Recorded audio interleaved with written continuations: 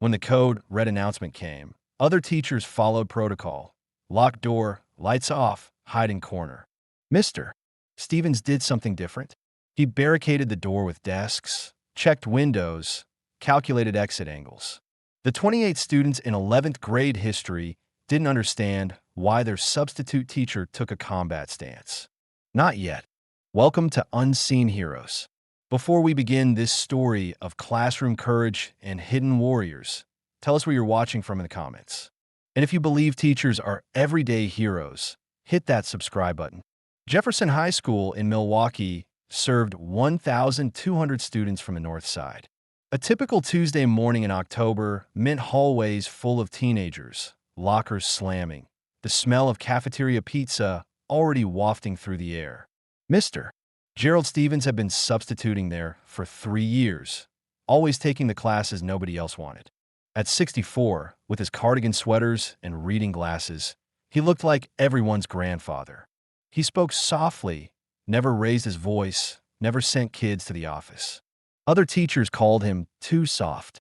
Students called him Grandpa Stevens. Everyone assumed he was just another retiree supplementing his pension. Nobody knew that before he taught American history, he made it. 5th Special Forces Group. 3 tours in Vietnam. 2 in Desert Storm. 1 in Afghanistan that nobody talked about. Master Sergeant Stevens had trained indigenous forces, run counterinsurgency operations, and yes, protected schools in combat zones. But that was a lifetime ago. Now he taught bored teenagers about the Revolutionary War. That Tuesday, he was covering Mrs. Patterson's AP History class. 3rd period, 10:47 a.m. They were discussing the Battle of Lexington when the intercom crackled. Attention all staff. Code red. Code red. This is not a drill. The words every teacher dreaded. 28 faces turned to Mr. Stevens. Some confused, some already reaching for phones.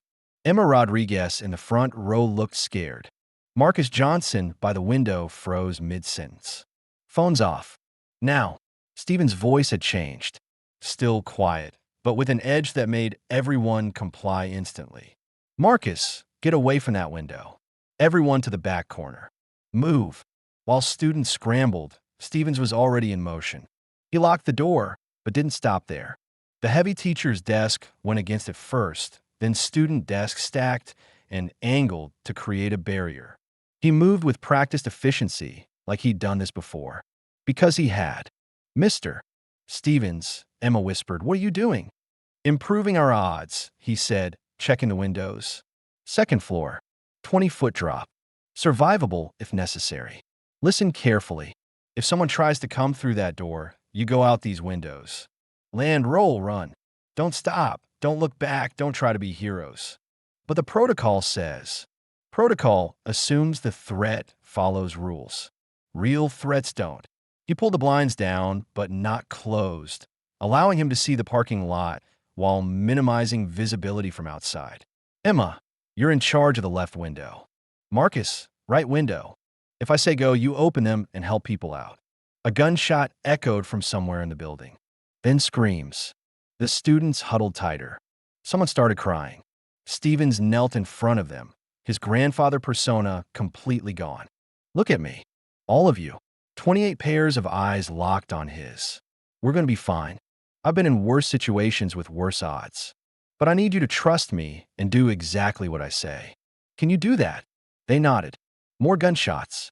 Closer now. 1st floor, Stevens calculated. Moving toward the main stairwell. He had maybe 3 minutes. "Mr. Stevens," a girl named Ashley whispered, "Were you?" Master Sergeant Gerald Stevens, 5th Special Forces Group, retired. He smiled grimly. "Now I'm your history teacher. And today's lesson is survival." He moved to his teacher's bag, pulled out items that seemed innocent separately, but together told a different story. A heavy metal ruler. Scissors. A tactical pen he always carried. Not much, but in the right hands, the doorknob rattled. Stevens held up a fist, military signal for freeze. The student stopped breathing. The handle turned. Found resistance. The door pushed against the barricade. Then came the voice. "Young male, angry. I know you're in there. Open the door. Stevens evaluated. Single shooter from a sound. Emotional, not professional. Likely a student or recent graduate. That made him more dangerous. Unpredictable. Nothing to lose. The door shook as the shooter kicked it. The desk barricade held but shifted slightly. Stevens made a decision. He turned to Emma and Marcus. If this goes bad, windows. Everyone out. No hesitation. What are you? He was already moving, using the blind spot created by the door frame. When the shooter kicked again, Stevens was ready. The door burst partially open, gun barrel appearing first. Stevens grabbed it with both hands, yanked hard. The shooter, not expecting resistance, stumbled forward. Stevens brought his knee up, connected with the gunman's wrist. The weapon clattered away. The shooter, a young man Stevens didn't recognize, tried to pull back. Stevens didn't let him. 20 years of close-quarters combat training took over. Control the weapon, control the fight. He drove the attacker into the hallway wall, using the door frame for leverage. Run, he shouted to his students. Windows. Now. But they didn't run. Instead, Marcus grabbed the fallen gun, holding it like it might explode. Emma was already on her phone with 911. Others had armed themselves with chairs, textbooks, anything they could find. We're not leaving you, Mr. Stevens, Emma shouted. The shooter was strong, young, fueled by rage. But Stevens had experience. He shifted his weight, used the attacker's momentum against him. They went down hard, Stevens on top, controlling the younger man's arms. The gun, Stevens commanded Marcus. Slide it down the hall. Far as you can. Marcus kicked it away. Stevens had the shooter in a control hold now, the kind they'd taught for detaining combatants. The young man struggled, cursing, crying. Up close, Stevens could see he was maybe 19, 20, angry at the world, looking for someone to blame. It's over, son, Stevens said quietly. It's over. Police sirens wailed outside. Heavy footsteps thundered up the stairs. Stevens held his position until he heard, police. Don't move. Only then did he release the shooter, hands up, letting officers take over. As they cuffed the young man, Stevens noticed his students still in the doorway, still ready to fight for him. Told you to run, he said. You told us to trust you, Emma replied. That goes both ways. The police secured the shooter, but Stevens knew the danger wasn't over. In situations like this, there could be multiple threats. He kept his students in the classroom despite the all-clear announcement. Sir, we need to evacuate, a young officer said. Negative, Stevens replied. Not until you've swept the entire building. These kids stay with me. The officer started to argue, then saw something in Stevens' eyes. You military? Was. Green Beret. Roger that. I'll get SWAT to do a full sweep. While they waited, Stevens' students sat in stunned silence. Finally, Ashley asked Mr. Stevens, how many times? Have you done this before? Stevens considered the question. Different versions of this? More than I can count. But this is the first time in a school. In America. What do you mean? Marcus asked. Stevens sat on a desk, suddenly looking every one of his 64 years. 2009. Afghanistan. My team was assigned to protect a girls' school in Kandahar province. Taliban didn't like girls learning to read. They came for the school. The students leaned in, history class taking a very different turn. 12 of us. 300 students. The Taliban sent 40 fighters. Stevens' voice grew distant. We held them off for 6 hours until air support arrived. Lost 2 good men that day. But every single student survived. Is that why you became a teacher? Emma asked softly. Partly. When I saw those girls willing to risk death just to learn, it changed something in me. Made me realize education isn't just about facts and dates. It's about freedom. It's about future. It's worth protecting. He looked at each of them. You kids complain about homework, about tests. But you show up. You learn. You're building something those girls in Afghanistan could only dream of. That's why I substitute. To be part of that. To protect it if necessary. But you're just one person, someone said. What if there had been more shooters? Stevens smiled grimly.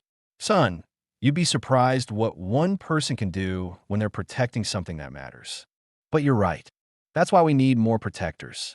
Not just people like me, but all of you. We're just kids, Ashley protested. So was I once. Know what made the difference? Training, purpose, and the decision to stand between danger and innocence. You all made that decision today when you refused to leave me behind. The SWAT team leader appeared. Building's clear, Sergeant. Your military ID checked out. Impressive work. Just did what needed doing. Well, what you did saved lives. The shooter had 2 more magazines and a list of classrooms. You were first. The students gasped. Stevens just nodded. He'd suspected as much. As they finally evacuated, Stevens noticed something different about his students. They walked taller, stayed together, watched their surroundings. In one horrible morning, they'd learned situational awareness. Outside, the parking lot was chaos.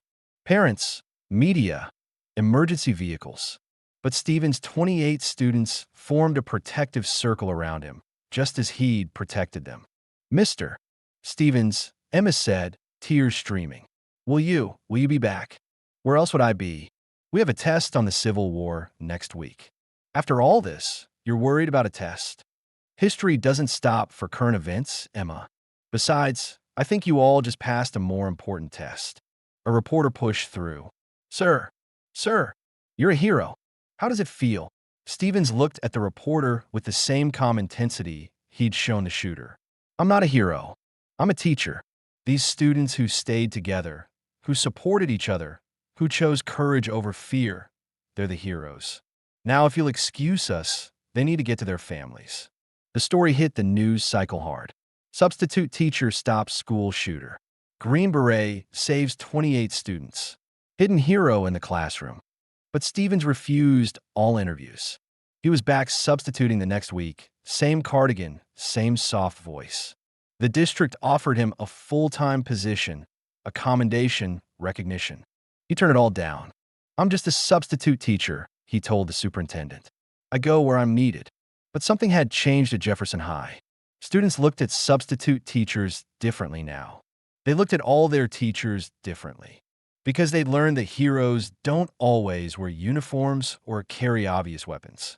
Sometimes they wear cardigans and carry lesson plans, waiting quietly for the moment when their other skills might be needed. Stevens still substitutes throughout Milwaukee. He still speaks softly, still teaches history with passion. But now students pay attention to the little things, how he always knows where exits are, how he positions himself in classrooms, how his eyes track movement. And in his bag, next to lesson plans about the Revolutionary War, he still carries that tactical pen, just in case history decides to repeat itself. Because Master Sergeant Gerald Stevens learned long ago that you can take the soldier out of the special forces, but you can't take the special forces out of the soldier. 3 months later, Marcus enlisted. At his graduation from basic training, an old man in a cardigan stood in the back, watching with pride. Emma went on to study criminal justice. Ashley became a teacher. All 28 students from that classroom stayed in touch. They called themselves Stevens Squad. Every year on the anniversary, they meet, not to remember the fear, but to remember the lesson. That courage isn't the absence of fear, it's action in spite of it. And somewhere in Milwaukee, an old Green Beret continues to substitute teach, carrying history in his mind and readiness in his heart. Class dismissed. So now I ask you, how many warriors stand at the front of our classrooms? How many protectors hide behind lesson plans and grade books? Tell me in the comments where you're watching from, and if you know a teacher who'd stand between danger and their students. Because at Unseen Heroes, we believe that teaching is just another form of service. And sometimes, the most important lessons aren't found in textbooks. Until next time, thank your teachers. You never know which one might save your life. De oppresso liber, to free the oppressed. The Green Beret motto that Mr. Stevens still lives by, one classroom at a time.